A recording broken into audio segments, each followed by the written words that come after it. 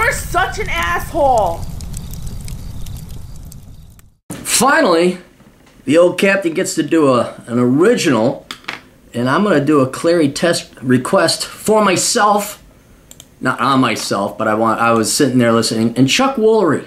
Chuck, I'm like, holy cow, that's right, you know. So every once in a while, you know, James Woods comes out. We always suspect Bruce Willis is conservative. You know, it's like being gay.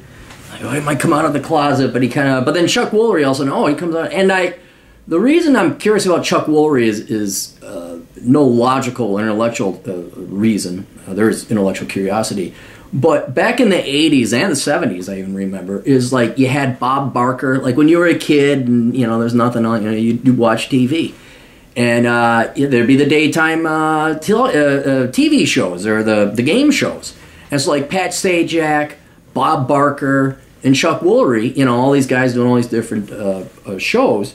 And not that there was like this father figurism to it, but there kind of was like, here's this polished, charming, distinguished guy, you know, and it's almost like, well, it's Fred McMurray, you know, the Disney father you never had. So I wanted to see what Chuck, because you don't, look, here, you don't get non-leftist values being a non-interesting person, unless they're handed down to you like a religion by your parents, and you're just, I'm a Republican because I like capitalism, it's Sean Hannity.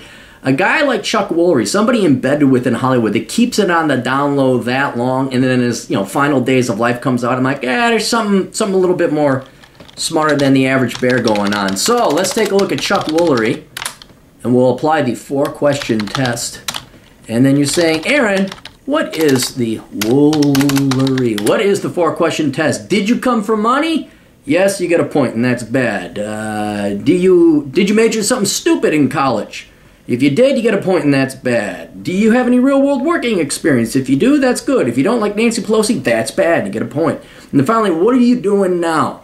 I understand if you're retired, or maybe we did one on J.D. Salinger. He's dead, so you don't get a point. But if like your last job was being a diversity reserve vice assistant activist for some nonprofit, you get a point. Or you're a lifelong politician, you get a point. All right, you have to be doing something, contributing to society. Currently in your main stage, it's all right if you serve publicly, but then you should leave inevitably. So let's take a look, Mr. Woolery.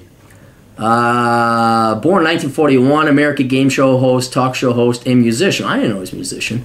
He has had long-running tenures hosting several different game shows. Woolery was the original lost of Wheel of Fortune. Oh, who look at, see, you learned that he was the original host of Wheel of Fortune, 75 to 81.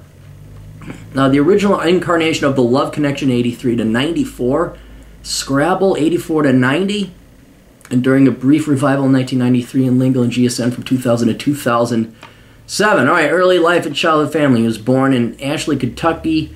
After graduating from high school, he served 2 years in the U.S. Navy. Well, then, who's his folks? Who did, was his dad rich? Born Ashland, Kentucky. Holy cow, been married a million times. He must have got some play, man, to be one of those game show hosts back in the 60s, 70s, and 80s. Dude, they must have had it thrown at them. In 1963, Woolery worked as a wine consultant for the Wasserstrom Wine and Import Company in Columbus, Ohio. He was also sales representative for the Pillsbury Company. All right, well, with what limited amount we have here, I'll look him up later. Find out if he comes from money or not. It doesn't sound like it, because usually, you go to high school, serve 2 years in the U.S. Navy. Well, wait a minute. Okay, let's do the math here. Born 1941. I'm just seeing if he was serving during Vietnam. Like, if he signed up during Vietnam, 41 plus 18. Does that put him in? Oh, 59. Okay, so it was before Vietnam. 2 years in the military. He worked music in the early 60s. He sang and played the bass fiddle with a folk song trio called the Bordermen. He also sang in a duo called the Avant-Garde, who were in the psychedelic pop genre. The other half of the duo was Elk and Bubba Fowler. They signed to Columbia Records and achieved the top 40 hit with Naturally Stoned in 1968. He become a hippie.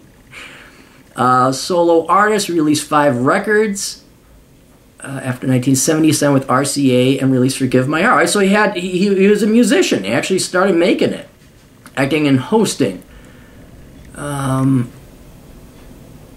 So he returned. Yeah, so he's just got, he put out some albums here. As an actor, he appeared with Stephen Boyd and Rosie Greer in the mid-1970s film Evil in the Deep. He appeared as himself in 1989 Cold Feet. All right, but by this time he was doing talk show hosts and all that other stuff.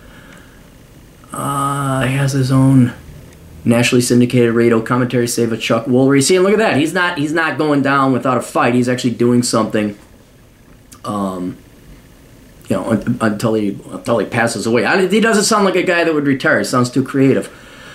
Political views. He's politically libertarian conservative. He has publicly spoken in favor of conservative political opinions. He's even an actor supporter of the Republican Party. He has mainly donated to Republican and conservative causes. Rising there. Links Jews with communism. Early in the same year, Woolery has had what Salon magazine described as a Twitter meltdown over Islam. Sure, okay, Salon. Personal life Christian. Oh, his son was killed in a motorcycle accident. That's not good. He's been married a ton of times. All right, so he's got some work here. The only thing really is, so he's got so far a perfect score unless he came from mine. That would be the only thing. And I admit that's the one variable, the one question of the test that's not meritocratic. You know, you don't control who you were born to. But by God, if you were born to money, you guys turn out to be assholes. Most of you do. Yeah, do you want to hang out with a poor person? Right? They gave me the fucking poor person every time. All right, so he didn't major in stupid shit. Yeah, it doesn't even look like he went to college. He's been busting his hump in Hollywood and succeeding as both an actor and a singer. And now he's capitalizing on social media. All right, let's take a look. Chuck Woolery's childhood.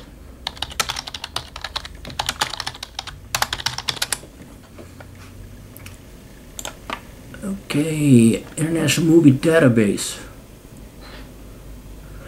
Various jobs into Pillsbury, moved to Nashville. Oh, that's where he's got the southern twang. 1996 went through quadruple bypass surgery. Wow. Still alive, all right. Take a look at parents. TV banter, all right. Just bear with me. I can't make the internet go any faster. His father, Dan, died in 1969, all right, who was the owner of a fountain supplies company. His mother, Catherine, was a homemaker. Family also included Chuck's older sister. All right, let's, 69 minus 41. 28, all right. Okay, he attended Morehead State University where he studied economics and sociology. He's not that old where, you know, if you were J.D. Salinger or somebody who went to school in the 30s, any degree was a good degree. Here, study economics and sociology. Yeah, he's gonna get a quarter point for that. I know it was in the olden days. I know, but and sociology, that's where it gets him. Economics, I would have just left it, but he gets a quarter point for that. He did major in slightly stupid shit, but a dual split major. Edwin, his dad, fountain supplies company. Yeah, you know what? You're gonna get half a point for that because it just sounds like he wasn't suffering. Nuclear family, he wasn't starving, I don't think. Unless someone could say, hey, yeah, his dad really struggled. It wasn't that successful a company. That happens sometimes. Just because somebody owns a company doesn't mean they're rich. But this sounds like, yeah, he came for a pretty... He wasn't suffering. He wasn't suffering. Nothing personal against Mr. Woolery, but he wasn't suffering. So let's give him half a point for that. So 3/4 a point. Still a damn good score. Damn good score. Would you have a beer with Chuck Woolery? Hell fucking yes. Who would not have a beer with Chuck Woolery? So now I know. Now I know. Like, here's this kind of older brother, fatherly figure that I looked at when I was like a little kid. Didn't understand what was going on with the love connection or the $20,000 pyramid or whatever it was called. Somebody's got to do like a tell-all about these guys in the 70s and the 80s, 60s, 70s, and 80s, and just what tale must have been thrown their way. That would be a great book. Is Bob Barker still alive? God, I hope so. You guys should just get together and do a confessional. Bob Barker. He's still alive. Bob Barker's still alive, 93 years old. God, look at that. Him and Hugh Hefner. You guys go. All right, that's it. We'll see you guys later. Toodles.